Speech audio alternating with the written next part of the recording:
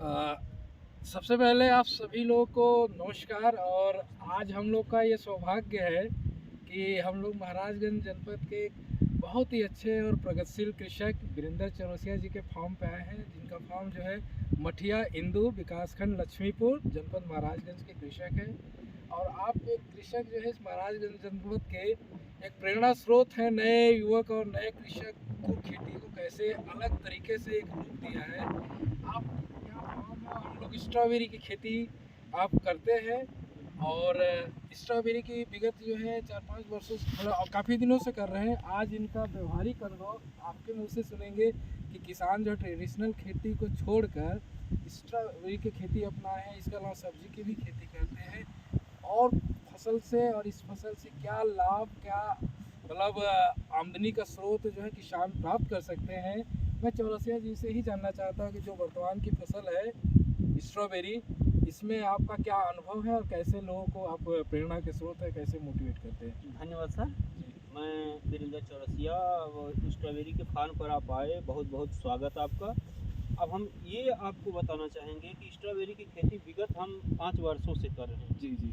सबसे पहले हमने इसको प्रयास किया कि स्ट्रॉबेरी हमने पहले सुना था, जी जी। तो स्ट्रॉबेरी कैसे की जाए जी। इस पर भी हमने बहुत काफ़ी वैज्ञानिकों से बात किया। जी जी। तो हमें जब बताया तो यही बताया कि कृषि विज्ञान केंद्र भी देख लो, हाँ जी। और किसान मेला भी हो रहा है, वहाँ जी, जी। से भी कुछ ट्रेनिंग लेकर सीख लो। जी। तो जब हम ऐसे देखा तो वहाँ से ये मिला कि स्ट्रॉबेरी की खेती फ़ायदेमंद है। जी जी। तो हमने प्रयास करके पौधा मंगवाया। अब पौधा ये जो है कहाँ से मंगाते हैं ये और किस समय बुआई होती है और क्या उसकी लागत आती है, इसके बारे में भी थोड़ा बताएं हमारे। पौधा हम मंगाते हैं पुणे से पूना से। और हिमाचल प्रदेश से, दो जगह से पौधा अवेलेबल हो पाता है। कौन सी प्रजाति है ये वर्तमान विंटर समय? डाउन है। Winter down. जी। अच्छा जी। और पौधा जो है मंगाते हैं तो पर पौधे की कीमत क्या पड़ती है और कैसे इसको मतलब कॉस्ट पड़ती है, जैसे कोई आम।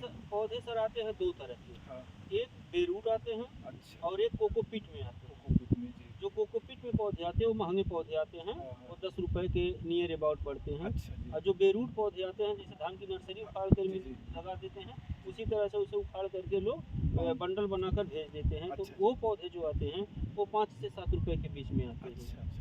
तो इन पौधों को हमें लगाने से ये होता है कि जो बेरूट पौधे आते हैं उन्हें सर्वाइव करने में थोड़ा समय लगता है, जी। और जो कोकोपीट के पौधे आते हैं वो पौधे अच्छी तरह से ग्रोथ कर जाते हैं। अच्छा जी। तो इसका जो एक समय है, जैसे आपने ये आपका जो फसल है किस समय आपने इसको लगाया है और आज जो कितने दिन की ये फसल हो गई है। इसको सर हमने 10 अक्टूबर को लगवाया था। 10 अक्टूबर को। जी, 10 अक्टूबर को लगवाया था। अच्छा। और तब से लेकर के 1 दिसंबर से हमें प्रोडक्शन मिलना शुरू हुआ है। अच्छा, 10 अक्टूबर से लगाया और 1 दिसंबर से आप फसल की जो है तो ये फल की तुड़ाई आरंभ हो गई। तो शुरुआती दौर में थोड़ा कम निकल रहा था। जी जी। अब धीरे धीरे ये हमारे प्लाट में लगभग 100 से 150 ट्रे हाँ। निकल रहा है। अच्छा, यहाँ हम देख रहे हैं कि आपने जो है पूरा मल्च के माध्यम से किया है और ड्रिप लग रहा है पूरी मतलब फसल में आपकी ड्रिप के माध्यम से आप सिंचाई करते हैं। तो इसमें खाद और सिंचाई का माध्यम तो ड्रिप से हो गया, खाद आप कैसे इसको देते हैं और क्या बचाव का माध्यम है। खाद इसको देने के लिए बेसल डोज में जो दिए, जुताई की अंतिम जुताई में दे दिए। इसके बाद जब हम ड्रिप से इसे देना चाह रहे हैं जी जी। तो इसके लिए हमारे पास ड्रिप इरिगेशन सिस्टम के साथ ही एक वेंचुरी लगी रहती है। हाँ जी। इसमें water soluble fertiliser, water soluble fertiliser. जी। उसमें क्या क्या आप उपयोग करते जैसे हैं। शुरुआती दौर में इसको जब पौधा नन्हा रहता है हाँ। तब उसे हम 19-19 ड्रिप से देते हैं। ड्रिप से 19 का आती है। जी जी, हाँ। जी। जी। तो वो इफ्को का ही मंगा लेते हैं। तो अच्छा इफ्को जी। का आता है तो उसको हम अच्छा। इसमें वहाँ घोल बना करके वेंचुरी के माध्यम से पौधे को दे देते हैं। जी जी। पौधा जैसे धीरे धीरे बड़ा होता है हाँ। तो फिर हम इफ्को का ही मंगाते हैं। अच्छा। 1261। अच्छा, 1261 जीरो आता है। जी जी। तो उसको मंगा करके हम इसमें अच्छा। ड्रिप के माध्यम से भेज देते हैं। अच्छा जी। फिर पौधे को अगर आवश्यकता है पोटास की तो 0050 आता है। अच्छा जी। और कहीं फास्फोरस और पोटास की ज़रूरत आ गई है तो हम 05234 लाते हैं। अच्छा।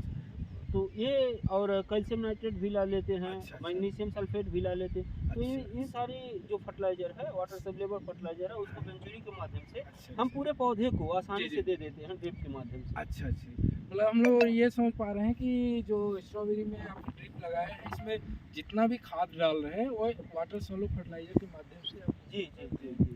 अच्छा, दूसरा ये होगा कि बहुत से जैसे किसान परेशान होते हैं कि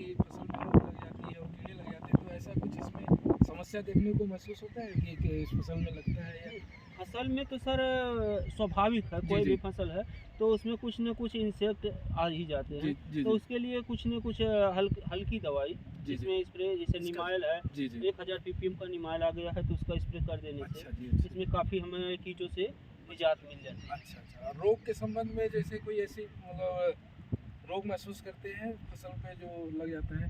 दवा-ववा का छिड़काव नहीं, कराना? दवा-ववा का इसमें बहुत कम स्प्रे अच्छा, होता अच्छा, है। अच्छा, अच्छा, अच्छा, अच्छा। ठीक है, तो एक चीज़ और जानना चाहेंगे कि जैसे फसल की तौड़ाई आपका 1 दिसंबर से शुरू की है, ये जी। फसल कितने दिन तक चलेगी और कितने दिन के अंतराल पे जो है फसल की तौड़ाई करते रहते एक हैं आप? फसल की तुड़ाई, जैसे हमारा बड़ा प्लॉट है हाँ, तो हम आधी एरिया में 1 दिन तोड़ते हैं और आधे एरिया को 1 दिन तोड़ते हैं। ठीक। तुड़ाई डेली चल रही अच्छा है। जी, जी। और जैसे आधी एरिया में तुड़ाई कर लेते हैं तो आधा अगले दिन तुड़ाई कर लेते हैं, तो इससे हमें बिक्री में भी आसान हो जाती जी, है जी, जी।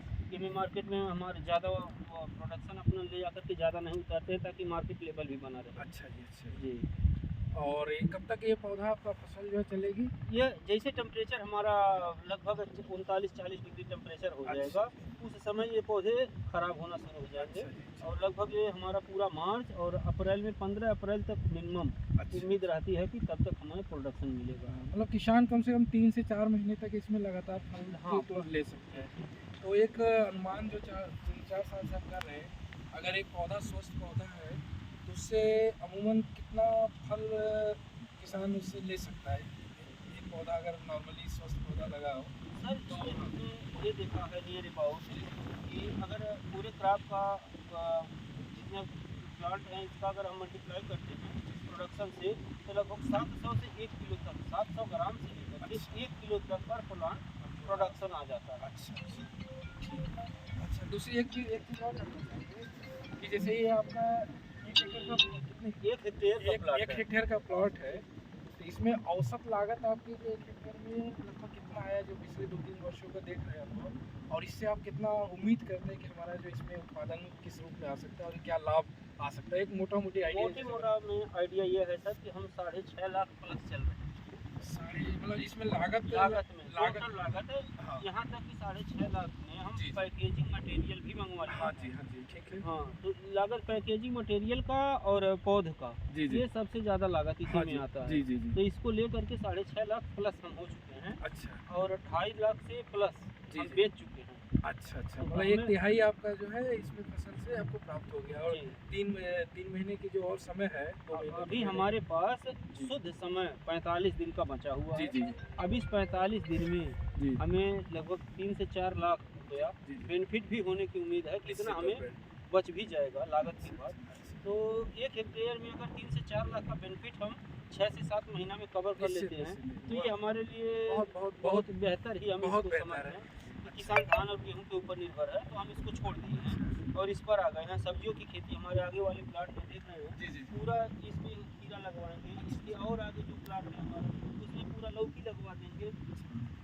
एक चीज़ और जानना चाहेंगे जैसे हम मतलब काफ़ी सुदूर क्षेत्र में है और ये स्ट्रॉबेरी यहाँ लगाए तो इसका मतलब बाज़ार में आप विपणन किस रूप में करते हैं? यानी ये कहाँ से व्यापारी आते हैं या किस रूप में आपने अपने फसल को बेचने का योजना बना रखा है? किस रूप में आप इसको करते हैं? इसे कि हम यही ग्रेडिंग पैकेजिंग यही कर देते हैं। अच्छा जी। पैकेजिंग करके हम मार्केट मिला लेते हैं। जी, जी। जैसे सबसे पहले किसान को यही चाहिए, मार्केट ही ढूँढना सबसे कठिन काम। जी, जी। तो हम मार्केट पहले देख लेते हैं कि गोरखपुर में क्या रेट आज बिका है, जी। नौतनवा में क्या रेट आज बिका है, जी, जी। फरिंदा में क्या रेट आज बिका है। हम हर मंडियों से फ़ोन नंबर मेरे पास है, हम अच्छा। हर जगह से कांटेक्ट कर लेते जी, हैं। जी। जिस मंडी में देखते हैं कि इस मंडी में रेट टाइट था, उसी मंडी में हम प्रयास करेंगे कि माल वहाँ भेज दें। जी, जी।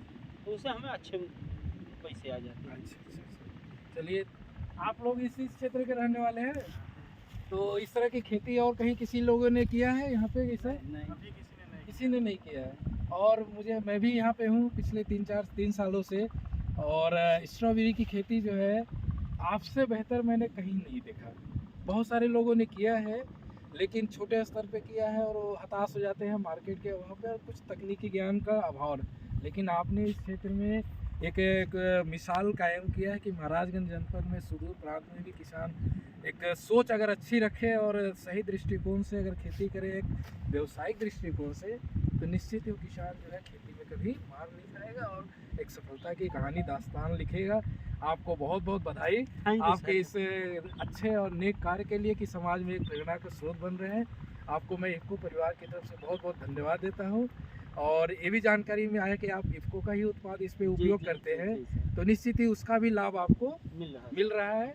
और क्षेत्र में और लोग को भी आप इसी तरह मोटिवेट करें ताकि जो है हमारा क्षेत्र और देश इस खेती में और आगे बढ़े। आपको बहुत बहुत धन्यवाद।